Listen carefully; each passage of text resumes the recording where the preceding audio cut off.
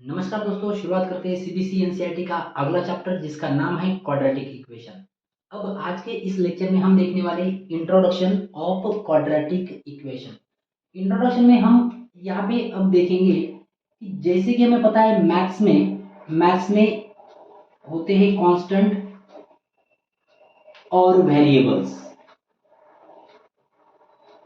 Constants और variables, constants मतलब constant जैसे कि नंबर्स, जैसे कि 2, 3, -5।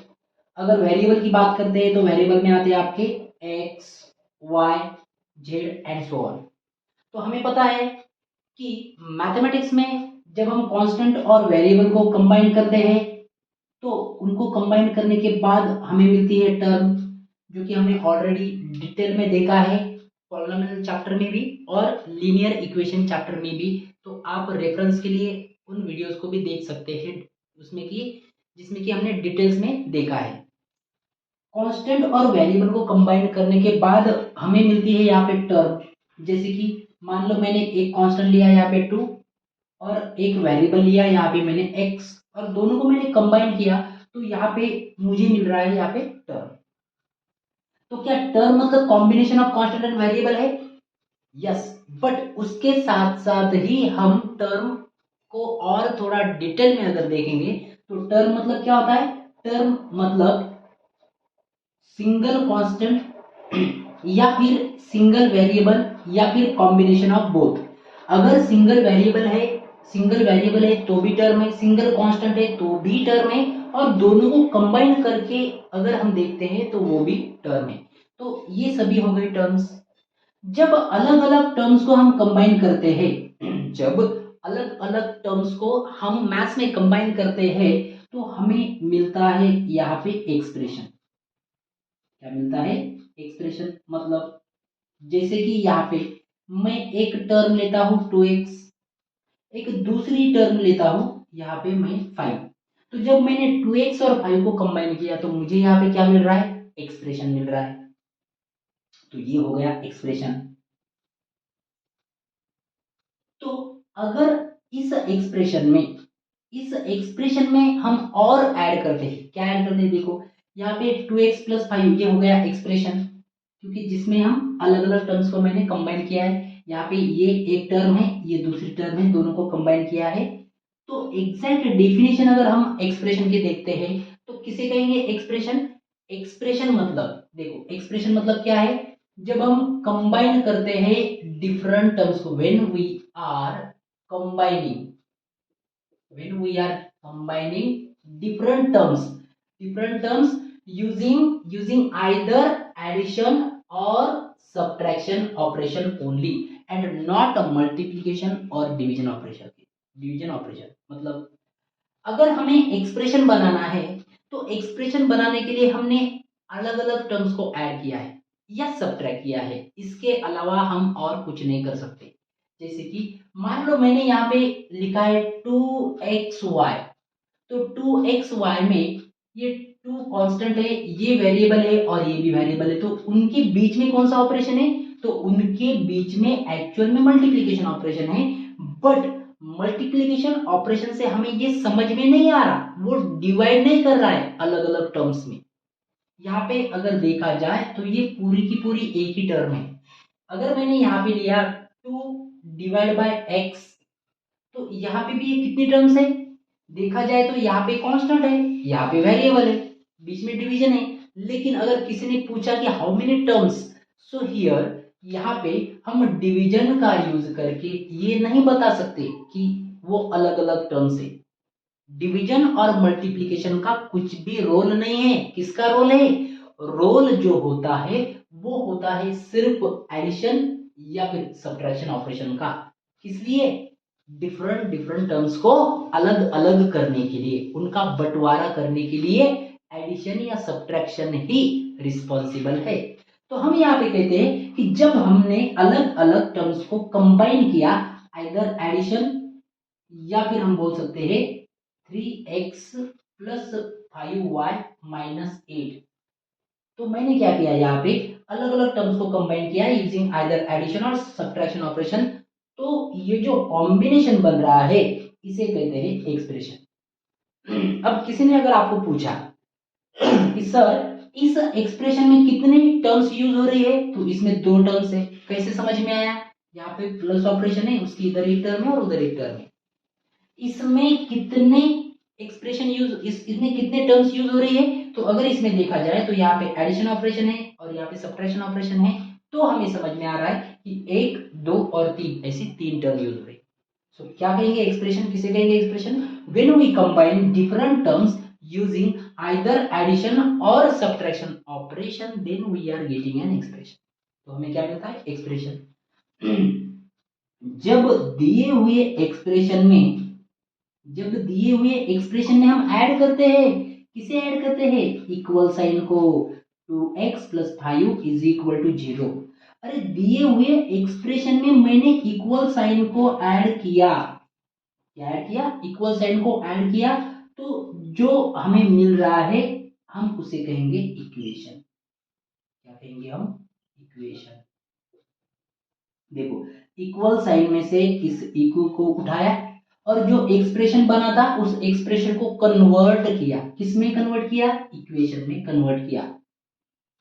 पहले तो 2x + 5 था, एक्सप्रेशन था, उसमें इक्वल साइन को ऐड कर दिया, तो ये जो पूरा का पूरा बना, ये क्या बना? ये बना आपका इक्वेशन। क्या बना? इक्वेशन। अब इसी इक्वेशन के हैं अलग अलग types. Equations are having different types based on we can say degree of that equation, based on degree of equation। दिया हुआ जो इक्वेशन है उसकी डिग्री क्या है, उसकी क्या लेवल है? डिग्री मतलब क्या है? डिग्री मतलब एक प्रकार से उसकी लेवल। जैसे कि हम यहाँ पे जनरली अगर कंसिडर किया जाए तो कोई भी जो पर्सन है उस पर्सन की जो लेवल रहती है, क्लास 1, क्लास 2, क्लास 3, ये लेवल हम कैसे डिसाइड करते हैं? ये लेवल हम डिसाइड करते हैं उसकी डिग्री देख के, या फिर वो कौन सी पोस्ट पे है उसको देख के। उसी तरीके से इक्वेशन में भी उसकी डिग्री इंपॉर्टेंट है। डिग्री बताती है कि उसकी लेवल क्या है, वो कौन से टाइप का है, कौन से लेवल में आता है। जैसे कि मान लो मैंने दिए हुए जो इक्वेशन है उसकी डिग्री ली मैंने वहां पे 1। डिग्री कितनी ली? 1। जो इक्वेशन है उसकी degree 1। What is the meaning of degree? Degree किसे कहेंगे? Degree is nothing but, degree मतलब highest power. Highest power. Power बहुत इंपॉर्टेंट है, जिसके पास पावर है उसकी ही चलती है सब कुछ। हाईएस्ट पावर, किसकी हाईएस्ट पावर है? अरे highest power of variable and not constant. सबसे ज्यादा पावर उस वेरिएबल की कितनी है वो डिसाइड करती है उसकी डिग्री। अगर मैंने यहाँ पे एक इक्वेशन लिया, कैसे लिया? ऐसे 2x + 5 = 8, ये मैंने इक्वेशन लिया। इस इक्वेशन की मैं चेक कर रहा हूं कि इसकी डिग्री क्या है, मतलब इसमें जो वेरिएबल है उसकी पावर कितनी है वो मैं चेक करूंगा। यहाँ पे अगर मैंने चेक किया तो इसकी जो पावर है वो 1 है, कुछ नहीं है एक्चुअली। अगर एक्चुअल में देखा जाए तो कुछ नहीं है, बट कुछ नहीं मतलब कितना है? 1 है। तो अगर इस इक्वेशन में, क्योंकि ये इक्वेशन है, इसमें वेरिएबल है, उस वेरिएबल की पावर है 1, तो पावर है इसकी 1 मतलब उसकी डिग्री हो गई 1। उसकी डिग्री कितनी है? 1 है। एक डिग्री है उसके पास। जनरली हम बात करते हैं कि इसके पास कितनी डिग्री है, उसके पास कितनी डिग्री है। उसी तरीके से इस इक्वेशन के पास एक डिग्री है। तो जब उस इक्वेशन की एक डिग्री रहती है, जब डिग्री उसकी 1 होती है, उस समय उस इक्वेशन का नाम होता है, उस इक्वेशन का नाम होता है लीनियर इक्वेशन। कौन सा इक्वेशन होता है? Linear equation. जब दिए हुए इक्वेशन की जो पावर है, जो डिग्री है, वो डिग्री होती है 2। जो डिग्री कितनी होती है? 2। डिग्री 2 मतलब जो यहाँ पे मैं लिखने जा रहा हूं, जैसे कि 2x² + 5y + 6 = 9। ये क्या है? इक्वेशन है। क्यों इक्वेशन है? इक्वल साइन है। डिग्री कितनी है चेक करूंगा मैं। क्या चेक करूंगा? Maximum power. किसकी पावर? वेरिएबल की, कांस्टेंट की नहीं। यहाँ पे देखा जाए तो ये वेरिएबल है जिसकी पावर 1 है, ये भी वेरिएबल है जिसकी पावर 2 है, बट मैक्सिमम पावर कितनी है? मैक्सिमम पावर यहाँ पे 2 है। तो मैक्सिमम पावर अगर इसकी 2 है तो इसकी डिग्री 2 है।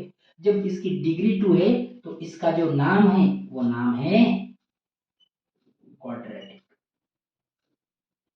Quadratic equation, quadratic equation. So what is the definition for quadratic equation?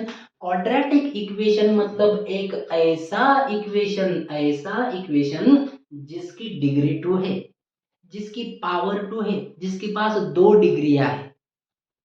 जिसके पास सिर्फ एक डिग्री है उसका नाम लीनियर इक्वेशन, जिसके पास 2 डिग्रियां है उसका नाम है quadratic equation. Must important condition क्या है? इंपॉर्टेंट कंडीशन है आपको पावर 2 चाहिए और यहाँ पे इक्वेशन चाहिए, मतलब इक्वल साइन चाहिए। मान लो किसी ने मुझे कल एग्जांपल दिया ऐसा 2x² और मुझे पूछा है कि क्या हम इसे क्वाड्रेटिक इक्वेशन बोल सकते हैं?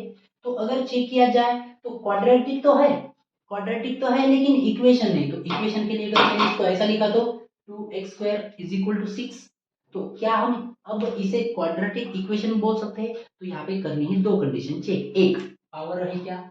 यस, क्वाड्रेटिक नाम दिया। इक्वल साइन है क्या? यस, क्वाड्रेटिक भी है और इक्वल साइन भी है, तो ये क्वाड्रेटिक इक्वेशन बन गया। अब कितनी नंबर ऑफ टर्म्स है इससे कुछ लेना देना नहीं, focus is on the degree. सिर्फ डिग्री इंपॉर्टेंट है, नंबर ऑफ टर्म्स इंपॉर्टेंट नहीं है। तो इसी तरीके से अगर हम यहाँ पे बात करते हैं डिग्री की, अगर हम डिग्री लेते हैं 3, डिग्री लेते हैं अगर यहाँ पे 3, तो उसका नाम क्या बन गया? एग्जांपल अगर लिखा जाए तो 2x³ + 5x² - 6y + 8 = 10। ये मैंने लिखा एक इक्वेशन। इसमें मुझे चेक करना है कि इसकी डिग्री कितनी है, तो चेक किया तो इसकी पावर 1 है, इसकी 2 है और इसकी 3 है। सबसे ज्यादा कितनी है? 3 है। मैक्सिमम कितनी है? 3। जब मैक्सिमम पावर उसकी 3 है उस समय उस इक्वेशन का नाम आएगा आपका क्यूबिक इक्वेशन। यहाँ पे लिखता हूं मैं क्यूबिक इक्वेशन, क्यूबिक इक्वेशन। तो यहाँ पे हमने देखा सबसे पहले तो कांस्टेंट और वेरिएबल को कंबाइन करके टर्म बनती है। टर्म को जब कंबाइन करते हैं condition important, that is addition and subtraction operation. जब हम अलग अलग टर्म्स को कंबाइन करते हैं एडिशन और सब्ट्रैक्शन को यूज करके तो एक्सप्रेशन बनता है। एक्सप्रेशन में जब हम ऐड करते हैं रे किसको? इक्वल साइन को, तो क्या बनता है? इक्वेशन बनता है। अब उस इक्वेशन के आएंगे अलग अलग names, but based on degree, based on degree important है। यहाँ पे मैं ये कर देता हूँ, डिग्री इज इंपॉर्टेंट। अगर दिए हुए इक्वेशन की डिग्री 1 है तो उसका नाम हो गया लीनियर इक्वेशन।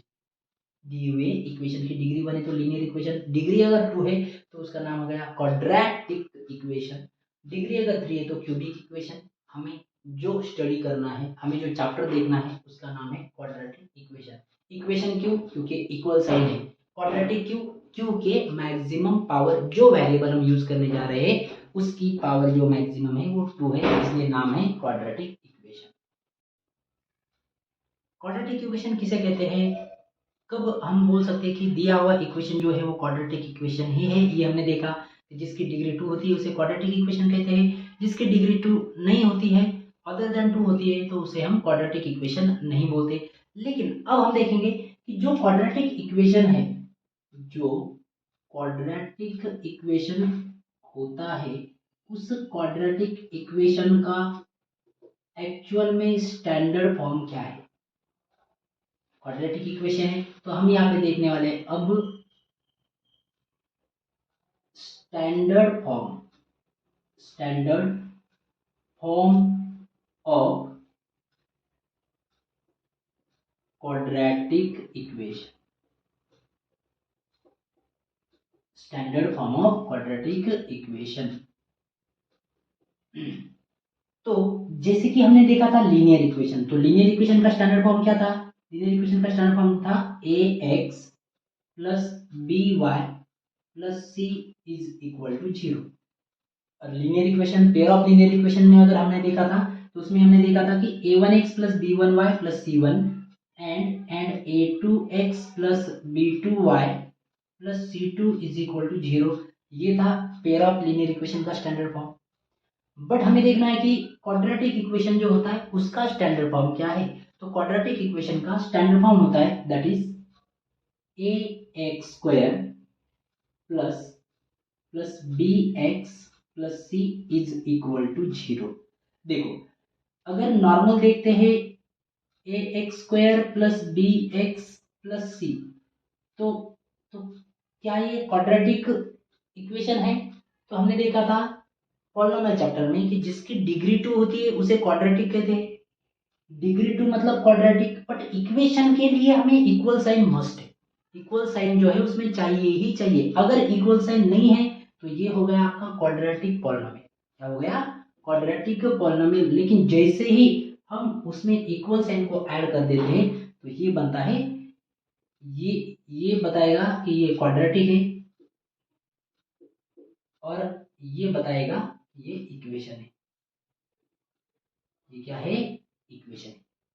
तो A X square plus B X plus C is equal to 0, ये हो गया स्टैंडर्ड फॉर्म। जिसमें कि क्या है, A comma B and C are constants and x is a variable. Also जो आपका a है वो a 0 हमें नहीं चलेगा, क्योंकि जैसे ही हम a की वैल्यू 0 लेते हैं, अगर हमने a की वैल्यू 0 ली तो ये पूरी की पूरी जो टर्म है ये टर्म बन गई आपके 0। तो ये 0 बन गई तो लास्ट में जो बचा हुआ है वो है bx प्लस c जिसकी डिग्री है 1। इसमें वेरिएबल x है जिसकी डिग्री हो गई 1, और जब डिग्री 1 है तो ये जो इक्वेशन बन गया ये क्वाड्रेटिक इक्वेशन नहीं, अब ये इक्वेशन बन गया आपका लीनियर इक्वेशन। तो हमें चाहिए क्वाड्रेटिक इक्वेशन, इसलिए क्वाड्रेटिक इक्वेशन का standard form ax square plus bx plus c is equal to 0, जिसमें कि हमें a 0 नहीं चलेगा।